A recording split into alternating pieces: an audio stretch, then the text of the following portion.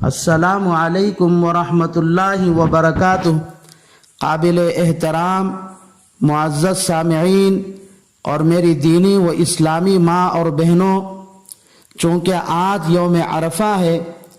اور کل عید کا دن ہے اور اس کے بعد 3 دن تک قربانی بھی کرنا ہے، اس لیے آپ حضرات کی خدمت میں کچھ گزارشات اور ہدایات پیش کیے جا رہے ہیں۔ اللہ سے دعا کرے کہ اللہ تبارک و تعالی تمام مسلمانوں کو عید کی نماز ادا کرنا اور قربانی کرنا آسان فرمائے اور ہماری عید کی نماز اور قربانی کو قبول فرمائے۔ عید کی نماز اور قربانی میں زمینی اور آسمانی بلاؤں سے حفاظت فرمائے، شر پسندوں کی شر سے حفاظت فرمائے۔ پہلی گزارش یہ ہے کہ یوم عرفہ کی روایتوں میں بڑی فضیلت آئی ہے، کیونکہ یوم عرفہ میں حج کا ایک اہم رکن عرفات میں وقوف کیا جاتا ہے۔ چنانچہ ترمذی اور ابن ماجہ میں روایت ہے، رسول اللہ صلی اللہ علیہ وسلم نے وقوف عرفہ ہی کو حج قرار دیا ہے۔ یوم عرفہ کی فضیلت بیان کرتے ہوئے رسول اللہ صلی اللہ علیہ وسلم نے ارشاد فرمایا، ما من یوم اکثر ان یعتق اللہ فیہ عبدا من النار من یوم عرفہ۔ عرفہ کے دن اللہ تبارک و تعالی سب سے زیادہ اپنے بندوں کو دوزخ کی آگ سے آزاد فرماتا ہے۔ یوم عرفہ کی فضیلت کے بارے میں اور بھی روایتیں مروی ہیں جن سے معلوم ہوتا ہے کہ یوم عرفہ نہایت عظمت والا دن ہے، اس لیے ہر مسلمان مرد اور عورت کو چاہیے کہ وہ عرفہ کے دن کی قدر کرے اور اس کی عزت و احترام کرے، اور عرفہ کے دن کی قدر اور اس کی عزت و احترام میں رسول اللہ صلی اللہ علیہ وسلم کی سنت پر عمل کرتے ہوئے ایک روزہ رکھے اور یوم عرفہ پورا دن حتی الامکان جتنا ہو سکے ذکر و اذکار، قرآن پاک کی تلاوت اور تسبیحات نوافل پڑھنے میں گزارنے کی کوشش کرے۔ دوسری گزارش یہ ہے کہ عرفہ کے دن کے فجر کی نماز سے لے کر 13 ذی الحجہ کی عصر کی نماز تک ہر فرض نماز کے بعد مرد اور عورت کو ایک مرتبہ تکبیر تشریق اللہ اکبر اللہ اکبر لا الہ الا اللہ اللہ اکبر وللہ الحمد پڑھنا واجب ہے۔ البتہ مرد حضرات بلند آواز سے پڑھے اور عورتیں آہستہ آواز سے، اس لیے آج عرفہ کی رات ہے اور کل صبح فجر کی نماز کے بعد سے مرد حضرات مسجد میں، عورتیں اپنے گھر میں جب فرض نماز ادا کر لے، سلام پھیر لے تو فوراً ایک مرتبہ اس تکبیر کو پڑھے۔ تیسری گزارش یہ ہے کہ آج مغرب سے عید کی رات ہے، لوگ اس رات کو زیب و زینت کی چیزوں میں لگ کر پوری رات غفلت میں گزار دیتے ہیں،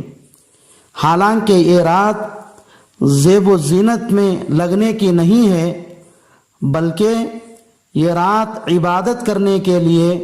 اللہ کی طرف سے ایک زرین موقع ہے۔ رسول اللہ صلی اللہ علیہ وسلم نے ارشاد فرمایا، جس کا مفہوم اور خلاصہ یہ ہے کہ جو لوگ عید کی رات کو غنیمت جان کر عبادت میں گزار دیتے ہیں تو اللہ تبارک و تعالیٰ ان لوگوں کے دل اس دن زندہ رکھتا ہے جس دن دوسرے لوگوں کے دل مر چکے ہوتے ہیں، یعنی قیامت کے دن قیامت کی ہولناکیاں دیکھ کر لوگوں کے ہوش اڑ جائیں گے، کیونکہ قیامت کے دن ہر انسان پر یہ خوف اور ڈر طاری ہوگا، یہاں تک کہ حاملہ عورت اپنا حمل گرا دے گی اور دودھ پلانے والی عورت اپنے دودھ پیتے بچے کو بھول جائے گی۔ لیکن عید کی رات کو عبادت کرنے والے حضرات، اللہ تبارک و تعالی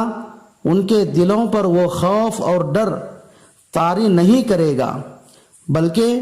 ان کے دل بالکل مطمئن ہوں گے۔ عید کی رات کو زیب و زینت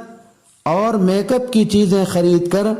اپنے چہرے مہرے کو خوبصورت بنا لیں گے تو آپ کو دیکھ کر مخلوق خوش ہوگی، وہ بھی ہر ایک خوش نہیں ہوگا، بلکہ بعض جلنے اور حسد کرنے والے بھی ہوں گے۔ لیکن عید کی رات کو ذکر و اذکار، تلاوت کلام پاک اور نوافل میں گزار کر اپنے دل کو خوبصورت بنا لیں گے تو خالق خوش ہوگا، اور جب خالق کسی بندے سے خوش ہوتا ہے تو اس کی محبت تمام مخلوق کے دل میں ڈال دیتا ہے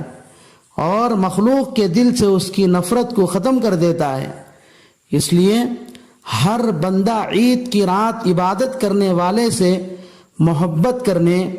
اور اس کی عزت اور قدر کرنے لگتا ہے۔ اس لیے ہر مسلمان مرد اور عورت کو چاہیے کہ جہاں تک ہو سکے عید کی رات کو عبادت میں گزارنے کی کوشش کرے۔ چوتھی گزارش یہ ہے کہ عید کی نماز جماعت کے ساتھ اول وقت میں ادا کرے، کیونکہ سستی اور کاہلی کی وجہ سے عید کی نماز چھوڑنے والا گنہگار ہے، اس لیے کہ عید کی نماز کا پڑھنا واجب ہے۔ چنانچہ ارشاد ربانی ہے فَصَلِّ لِرَبِّكَ وَانْحَرْ، بس آپ اپنے رب کے لیے نماز پڑھیے اور قربانی کیجیے۔ لیکن چونکہ کرونا وائرس کی وجہ سے ابھی لاک ڈاؤن چل رہا ہے اور یہ مہلک اور جان لیوا بیماری ابھی تک ہمارے ملک سے ختم نہیں ہوئی ہے بلکہ دن بدن بڑھتی ہی جا رہی ہے، اس لیے عید کی نماز ادا کرنے میں حکومت اور ہیلتھ ڈپارٹمنٹ کی طرف سے جو ہدایات دی گئی ہیں ان کی مکمل پابندی کرتے ہوئے عید کی نماز عیدگاہ کے بجائے مسجدوں ہی میں ادا کر لیں۔ 60 سال سے زائد عمر والے بزرگ اور بوڑھے حضرات، اسی طرح 10 سال سے کم عمر کے بچے گھروں ہی میں عید کی نماز ادا کریں، یا صلاۃ و شکر یعنی شکرانے کی نماز ادا کریں، اور مسجدوں میں عید کی نماز ادا کرنے کے لیے تشریف لانے والے حضرات بھی بہتر ہے کہ گھروں ہی سے وضو کر کے ماسک پہن کر آئے، اور مسجد میں جب آپ صفوں میں کھڑے ہو تو سماجی فاصلے کی رعایت رکھے، یعنی ہر 2 نمازیوں کے درمیان 2 قدم کی دوری ہو۔ نماز، خطبہ وغیرہ کے بعد صرف ایک دوسرے کو عید کی زبانی مبارکبادی پیش کرے، ہرگز مصافحہ اور معانقہ نہ کرے، یعنی ایک دوسرے سے ہاتھ نہ ملائے اور ایک دوسرے کو گلے نہ لگائے، البتہ ایک دوسرے کی عافیت کے لیے ہر ایک دل سے دعا کرے۔ اس مختصر سے جملے کو پھر لوٹا دیتا ہوں تاکہ آپ اس کو اچھے طریقے سے سمجھ سکیں۔ عید کی نماز، خطبہ وغیرہ کے بعد صرف ایک دوسرے کو زبانی عید کی مبارکبادی پیش کرے، ہرگز مصافحہ اور معانقہ نہ کرے، یعنی ایک دوسرے سے ہاتھ نہ ملائے، ایک دوسرے کو گلے نہ لگائے، البتہ ایک دوسرے کی عافیت کے لیے ہر ایک دل سے دعا کرے۔ اسی طرح 5ویں گزارش یہ ہے کہ اللہ تبارک و تعالیٰ نے جن خوش نصیب لوگوں کو مال کی دولت عطا فرمایا ہے ان کو چاہیے کہ وہ قربانی کریں، کیونکہ قربانی کرنا واجب ہے، روایتوں میں اس کی بڑی فضیلت آئی ہے۔ قربانی کرنے کی وجہ سے قربانی کے جانور کے بدن پر جتنے بال ہوتے ہیں ہر بال کے بدلے ایک نیکی ملتی ہے۔ جس جانور کی قربانی کی جائے وہ جانور قیامت کے دن اپنے سینگ، بال اور کھروں کے ساتھ آئے گا۔ قربانی کے جانور کا خون کا قطرہ زمین پر گرنے سے پہلے ہی وہ قبول ہو جاتا ہے۔ ہماری زندگی کی تمام قربانیوں کو ملا کر ایک مضبوط سواری بنا کر قیامت کے دن دیا جائے گا، جس پر سوار ہو کر قربانی کرنے والا پل صراط پار کرے گا۔ رسول اللہ صلی اللہ علیہ وسلم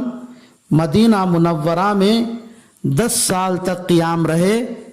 ہر سال خود قربانی کرتے تھے۔ حج کے سال تو 100 اونٹوں کی قربانی کی ہے۔ ان کے علاوہ بھی قربانی کرنے کے بہت سے فضائل بیان کیے گئے ہیں، اس لیے ہر مالدار کو چاہیے کہ وہ ضرور قربانی کرے، کیونکہ قربانی کے دنوں میں قربانی کرنے سے بڑھ کر اللہ کو کوئی عمل پسند نہیں ہے۔ لیکن قربانی کرنے میں پاکی صفائی کا خیال رکھے۔ جو حضرات چھوٹے جانوروں کی قربانی کر رہے ہیں وہ حکومت اور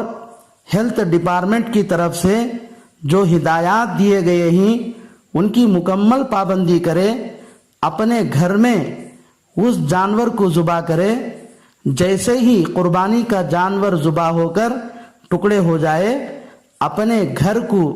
خون، آلودگی وغیرہ سے بالکل پاک اور صاف کر دے، تاکہ قربانی کے جانور کے خون وغیرہ کی بدبو ہمارے اڑوس پڑوس کے لوگوں کو پریشان نہ کرے۔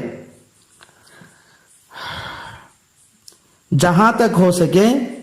لاک ڈاؤن کا زمانہ چل رہا ہے، لوگوں کی آمدنیاں کم ہو چکی ہیں، لوگ بڑے پریشان ہیں، اس لیے اپنے قربانی کے گوشت کو اپنے ان غریب بھائیوں تک بھی پہنچانے کی کوشش کرے۔ اللہ سے دعا ہے کہ اللہ تبارک و تعالی تمام مسلمانوں کو عید کے تمام اعمال ادا کرنے کی توفیق عطا فرمائے، اور خصوصاً عید کی نماز اور قربانی کرنا اللہ تبارک و تعالی آسان فرمائے، اور تمام کی قربانیوں کو اللہ تبارک و تعالی اپنے فضل و کرم سے قبول فرمائے۔ آمین۔ وآخر دعوانا ان الحمد للہ رب العالمین۔